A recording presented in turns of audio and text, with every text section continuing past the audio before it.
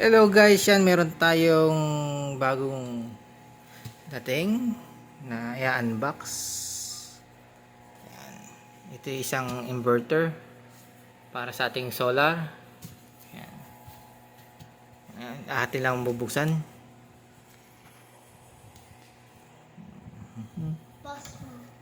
Pause mo. Ito na natin.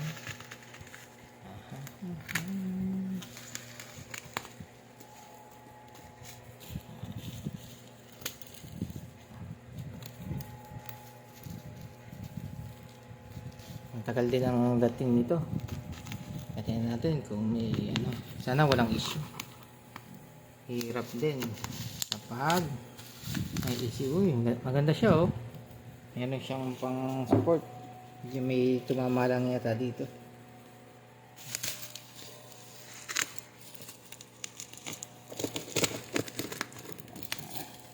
Ang malaga naman ay gumagana ng ayos.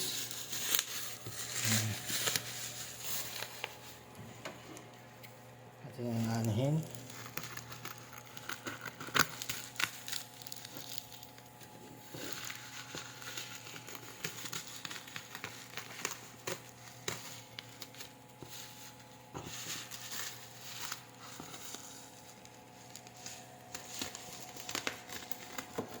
Yan. Okay. Demuda 4.2 kilowatts. Ba't no wifi? Nalagay dito no wifi pero baka dito sila kasi ang alam ko with wifi ang inano ko. Medyo ngayon lang may dumaan dito pero siguro naman okay. Hello. Kailangan ay makita natin ang loob. Tingnan natin.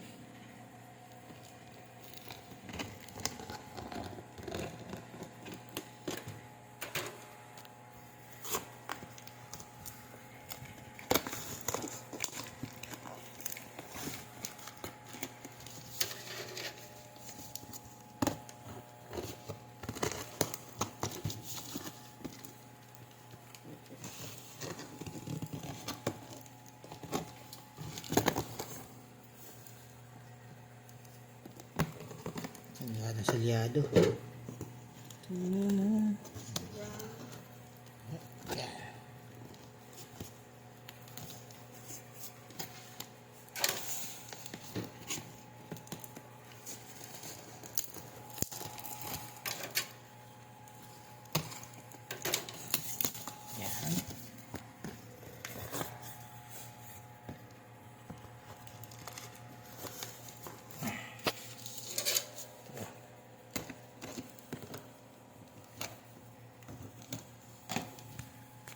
Hirap na isa.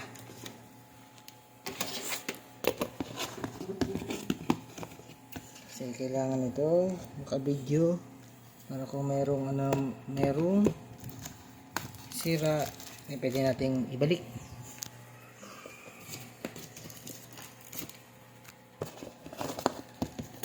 Kaya hindi pwedeng kailangan walang cut sa pagbubukas. Tignan ito. Inside.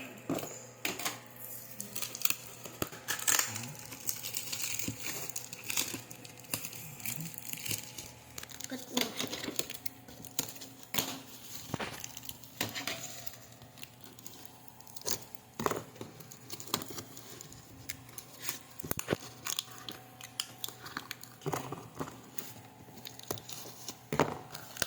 Okay naman siya.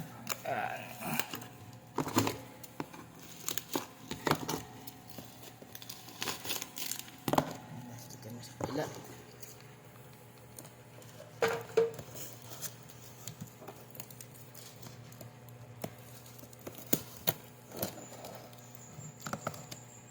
Kita naman. Ayan siya. Ayan. Ayan Yan siya mga idol. Aha. Ito siguro yung wifi module niya.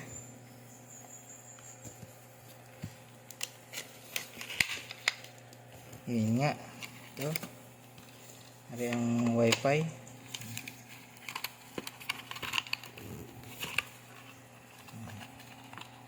Yan siya.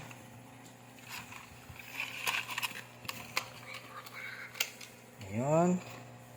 Ito ang manual niya at saka yung kanyang pang-mold. At ito siya. Solar inverter. Kapalit ni Sandom de Muda. Yan. Nagtaas tayo kasi ng inverter kasi para malaki-laki ang ating madami tayong appliances na magamit. Saglit lang ha.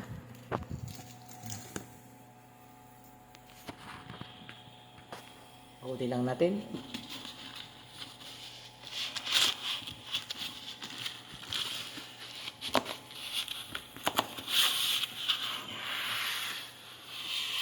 Yan siya. Ayan.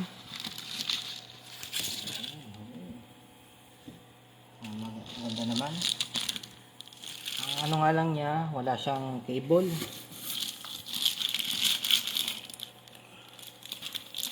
Wala siyang cable.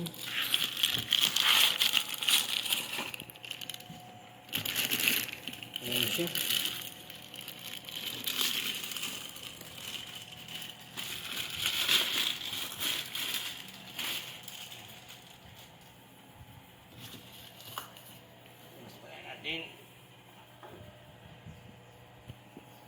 Tanggalin muna natin itong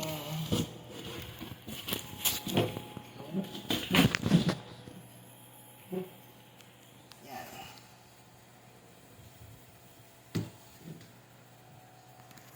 Yan siya. Ito siya. Itong AC in nya. Ito yung AC out. Yan, dito ilalagay natin yung module nya sa wifi. Tapos walang USB. Ito yung battery.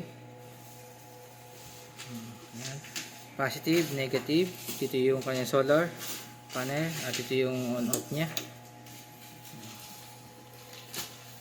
Yan siya. Ito ang switch nya. Ate mo na. Yan.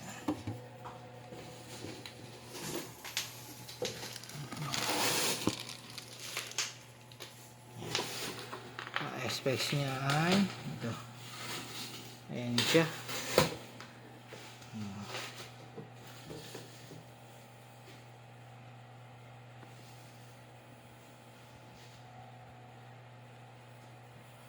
Okay.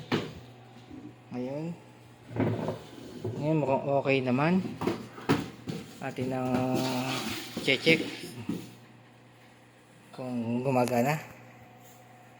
Yun, para makabit natin ang mga kailangan ikabit. Itong battery, solar panel, itong AC. Ay kailangan nating buksan to. Ito. Yan mga idol, na-open natin. Natanggal na natin ang mga tornilyo. Yan. Iangat nyo lang siya yan. Maganda siya.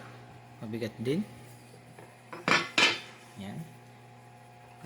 Itong napili ko kasi ito ay pwede siyang mag-run ng walang battery at narito na din hybrid inverter to.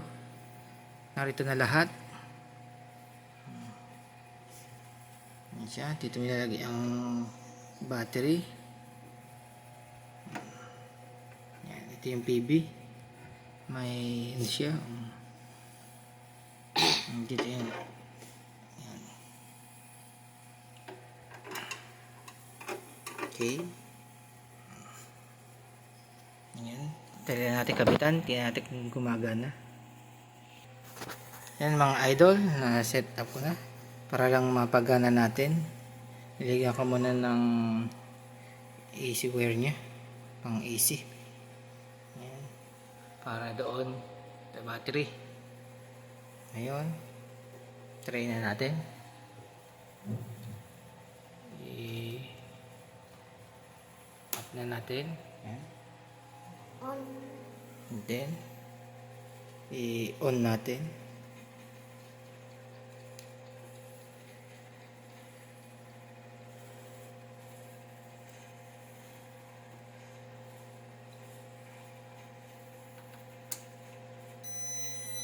Yun.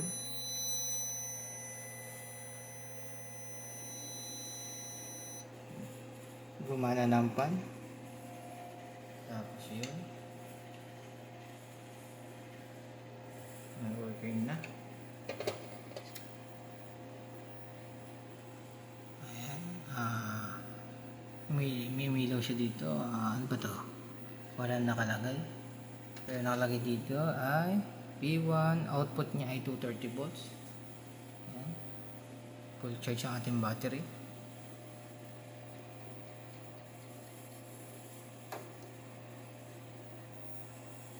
Yan. Check na natin ang AC. Ang kanya ay 230 volts yan. Tingnan natin ang frequency.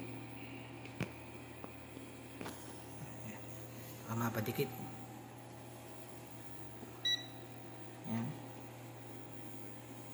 Tingnan natin. Huwag gagawin ito siya at delikado to. Pag napadikit dito sa casing niya, sabog yan. Yan, naka 50 GHz.